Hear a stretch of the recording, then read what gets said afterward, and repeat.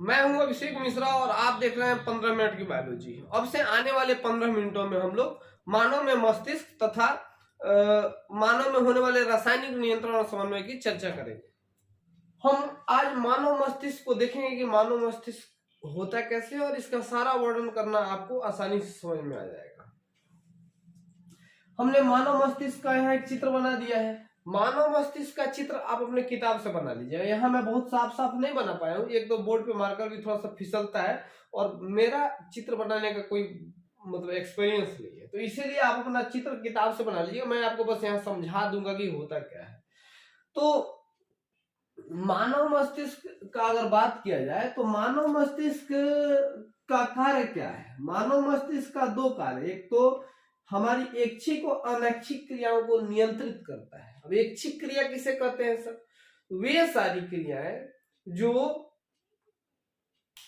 हमारे वश में हो, जैसे कि मैं बोल रहा हूं, है ना, और आप पढ़ रहे हैं या मैं पढ़ा रहा हूं, तो ये ऐच्छिक क्रिया है। मैं अपनी इच्छा से पढ़ा रहा हूं, अभी मन नहीं करेगा नहीं पढ़ाऊं, छोड़ दूं तो मैं छोड़ सकता हूं। आपका मन नहीं करेगा नहीं पढ़े, आप छोड़ दे तो आप छोड़ सकते हैं। ये ऐच्छिक क्रिया है ना, जैसे आपका बोलना चलना, ये सब ऐच्छिक क्रिया है। अनैच्छिक क्रिया जिसको हम रोक नहीं सकते, तो जैसे हमारे हृदय की गति, हृदय दिल धड़कते रहता है, इसको रोक सकते हो? नहीं रोक सकते, है ना। हमारा खून चलते रहता है शरीर में, इसको भी आप नहीं रोक सकते हैं। तो ये सब अनैच्छिक क्रियाएं हैं। वैसी क्रियाएं जिन पर हमारा नियंत्रण होता है उसे ऐच्छिक क्रिया कहते हैं, तथा वैसी क्रियाएं जिन पर हमारा नियंत्रण नहीं होता है उसे अनैच्छिक क्रिया कहते हैं। याद रखिएगा। मस्तिष्क का क्या काम है? ये हमारी ऐच्छिक और अनैच्छिक दोनों क्रियाओं को नियंत्रित करता है। ठीक है। अब मस्तिष्क के मुख्य रूप से तीन भाग होते हैं, तीनों को याद रखिएगा। सबसे पहला जो भाग होता है वो होता है हमारा अग्र मस्तिष्क। अग्र मस्तिष्क क्या करता है? ऐच्छिक क्रियाओं को नियंत्रित करता है। अग्र मस्तिष्क हमारे ऐच्छिक क्रियाओं को नियंत्रित करता है। और इस अग्र मस्तिष्क दो प्रकार का होता है। एगो इसका एक भाग होता है, दो प्रकार का नहीं, माफ कीजिएगा, दो भाग होते हैं इसके। एक जो होता है वो प्रमस्तिष्क और दूसरा होता है डाइएन्सेफेलॉन। तो प्रमस्तिष्क क्या करता है? सोचने की शक्ति हमें देता है। हम कुछ सोच पा रहे हैं, जैसे मतलब आप कुछ भी सोच पाते हैं। जैसे मान लो कि अभी आप पढ़ रहे हैं, तब तक किसी ने आपको आवाज दिया आपका नाम लेके कि आ जाओ, तो आप क्या सोचोगे कि हाँ पढ़े कि जाए। तो ये सोचने की शक्ति आपको प्रमस्तिष्क देता है।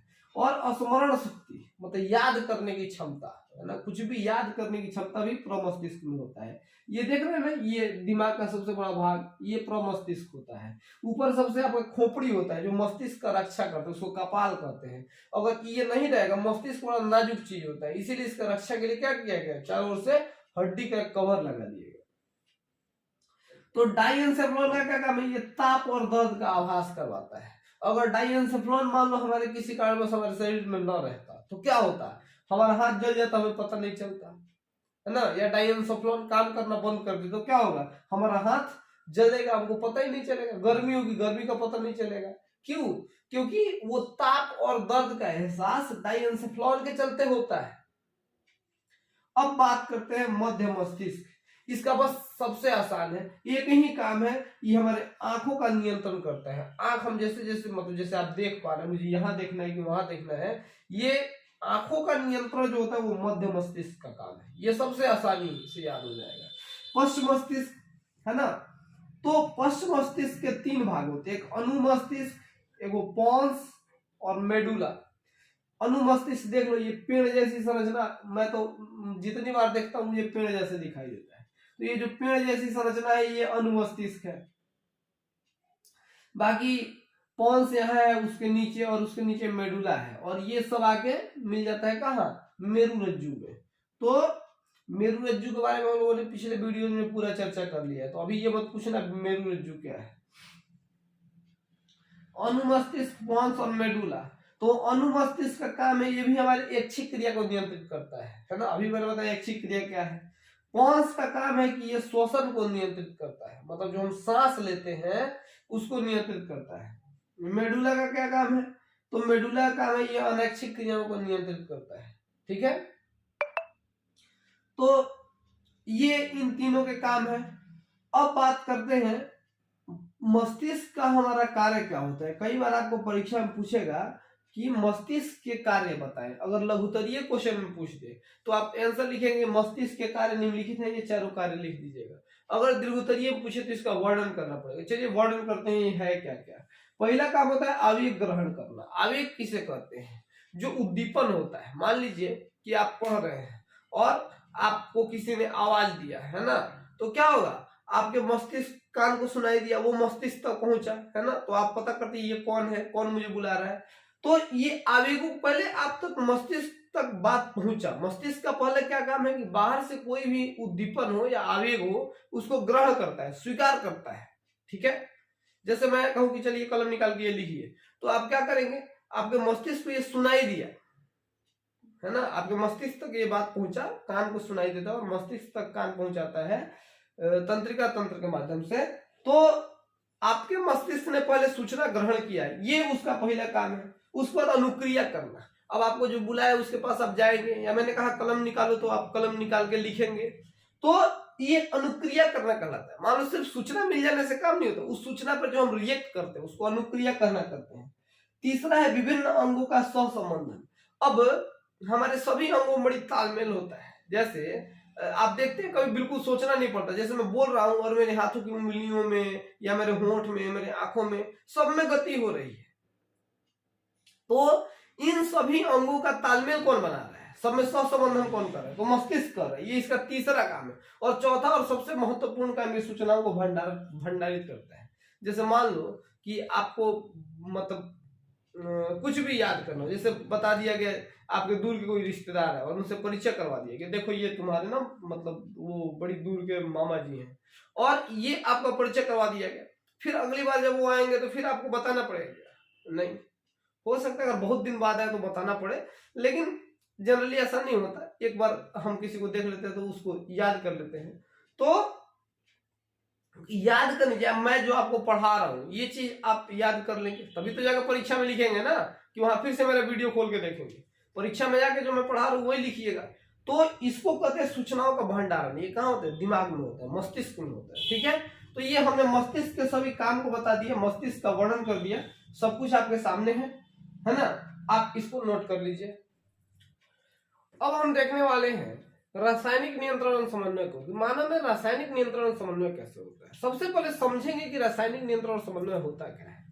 तो बाबू आप जानते हैं कि हमारे शरीर में कुछ वैसे रसायन निकलते रहते हैं शरीर के अलग अलग जगहों पर, जो हमारे शरीर में परिवर्तन के लिए जिम्मेदार होते हैं। जैसे जन्म के समय एक लड़का और एक लड़की लगभग एक जैसे होते हैं, जबकि जब वो मतलब उनमें किशोरावस्था शुरू होती है 12-13 साल के बाद, जैसे लड़कों की हल्की दाढ़ियां आनी शुरू हो जाती हैं, है ना, तो ऐसे, या उनका आवाज थोड़ा भारी होने लगता है। तो कुछ ऐसे रसायन हैं जो समय समय पर हमारे अंगों से स्रावित होते हैं, जो हमारे शरीर में परिवर्तन के लिए जिम्मेदार हैं। तो आज हम उन्हीं रसायनों के बारे में कुछ प्रमुख के बारे में पढ़ें, क्योंकि ऐसे सैकड़ों रसायन हैं जो हमें पढ़ना नहीं है। हमें मुख्य रूप से 5-6 के बारे में पढ़ना है आपके 10th क्लास में। इसको मैंने यहाँ पे लिख दिया है, हम लोग एक करके उनको देखते हैं कि होता क्या है। तो सबसे पहले ये समझना होगा ग्रंथि और हार्मोन्स। तो बाबू रासायनिक नियंत्रण और समन्वय के लिए जो हमारे शरीर में कुछ ऐसे अंग पाए जाते हैं जो जिनसे कुछ रसायन निकलते हैं, तो उन अंगों को हम लोग ग्रंथि कहते हैं, तथा उनसे निकलने वाले रसायनों को हम लोग हार्मोन कहते हैं।